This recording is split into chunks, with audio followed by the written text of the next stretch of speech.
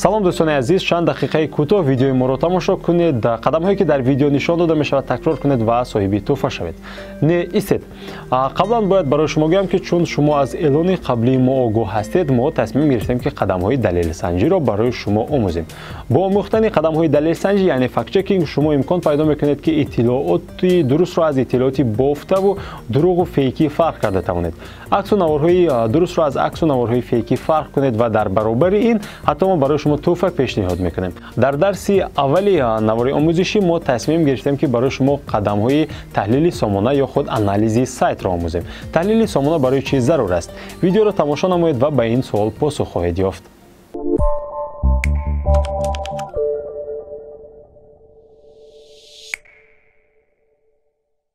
таҳлили сомона имкон медиҳад ки шумо ҳолат, рейтинг ва мониторинги сомонаи худ ё сомонаи рақиби худатонро муайян намуда фаҳмед ки он дар чӣ ҳолат қарор дорад, чӣ қадар одамон ба он ворид мешаванд, сомона чӣ ҳолатро дорад, хонанда ё бинандаи шумо аз куҷо ворид мешавад ва ғайра.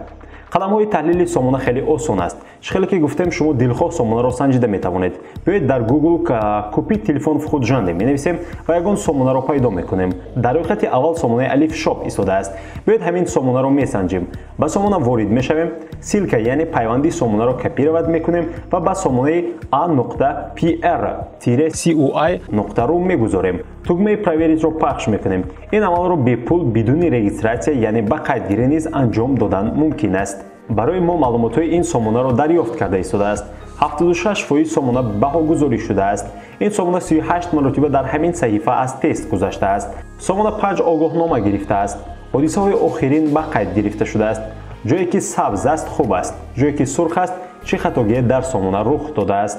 нишондиҳандаи асосии сомона гузошта шудааст.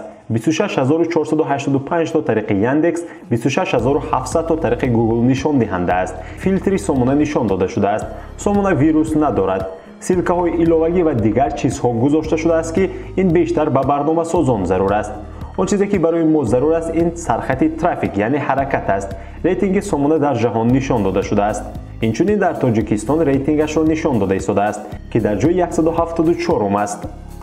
открытая статистика яъне омури кушода аст. инҷо бинандагон ва нафароне ки дар сомона ворид мешаванд нишон дода шудааст ки дар як рӯз чӣ қадар аст, яъне 13500 боздид шудааст, 2800 корбар ворид шудааст. ин дар як рӯз аст. инҷо дар як ҳафта ва як моҳ нишон дода шудааст ки шуморааш чӣ қадар аст. радиаҳо, вақт дар сомона ва ғайра ҳаст ки барои мо он қадар зарур нест. инчунин трафикҳо аз шабакаҳои иҷтимоӣ вуҷуд дорад. рейтинг аз рӯи эликса нишон дода шудааст. ҷуғрофияи аудитория вуҷуд дорад, яъне бештар аз куҷо ба сомона ворид мешаванд. инҷо нишон дод аз Тоҷикистон аст. сомонаҳои монанд гуфта шудааст.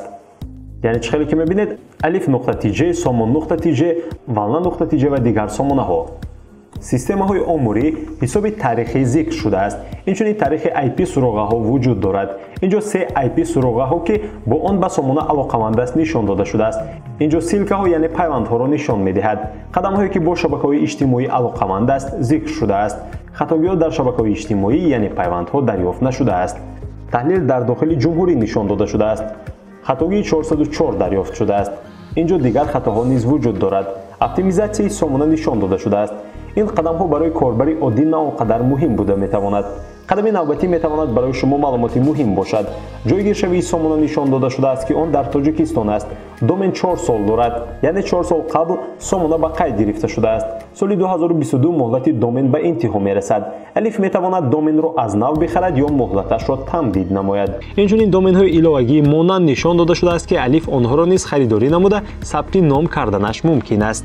alif.com, alif.net, alif.org, alif.biz, alif.su. инҷо технологияҳое ки сомона аз онҳо истифода менамояд қайд карда мешавад. яъне ба воситаи ҳамин абзорҳо дар сомона қадамҳо сохта шудааст.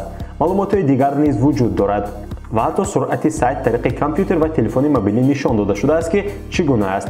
бо компютер хуб аст, бо телефони мобилӣ ҳолаташ бад арзёбӣ мешавад.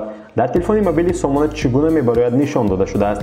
калимаҳои калидии ҷустуҷӯӣ нишон дода шудааст ки бо кадом номҳо корбарон ҷустуҷӯ карданд. яъне чӣ хеле ки мебинед мобилка авто Таҷикистан, продажа авто в Таҷикистане, Вавилон Мобайл, магазин Техдром ва ғайраҳо. тариқи Яндекс чӣ ҷустуҷӯҳо вуҷуд дорад ва тариқи Google нишон дода шудааст. اینجا در پهلوی چپ قدم ها تقسیم بندی شده است که میتوان از اینجا نیز انتخاب نمود. اگر این قدم ها برای شما یگان معلومات مهم داد، شما می توانید این سه سامانه را سنجیده به ما فرستید و تحفه گیرید.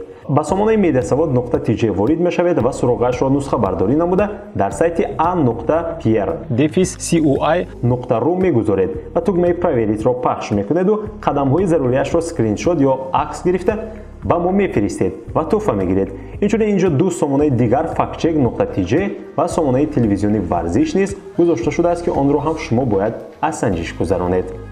دوستان عزیز، چون خود شما شاهد بوده تحلیل سامانه خیلی ساده و آسان هست. این اساساً برای چی لازم است؟ اساساً برای اصلاح نمودن خطاگی های سایت خود، معاین نمودن ریتینگ سامانه خود یا ریتینگ سامانه یگان رقیبتان، معاین نمودن اودیتوریا و غیره ها ضرور هست که فکر میکنم شما ضرورت آن را از قدم هایی که ما در ویدیو نشان دادیم درک کرده گرفتید.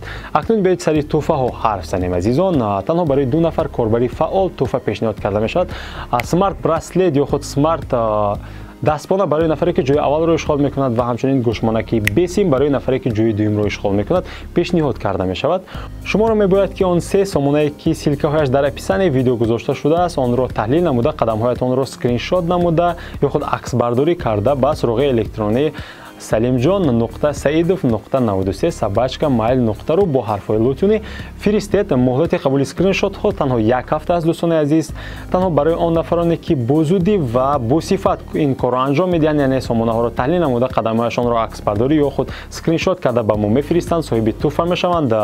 نام غالبان در نوار آموزشی دوم پیشنهاد کرده می شود دوستان عزیز. آن نفرانی که در این آزمون تحفه نگرفتید یا اینکه اشتراک نکردید میتوانید که در نوارهای آموزشی دیگری ما اشتراک نمایید، هم دانش خود را بلند بردارید و همچنین صاحب تحفه شوید. تا نوارهای آموزشی دیگر، خیر دوستان من.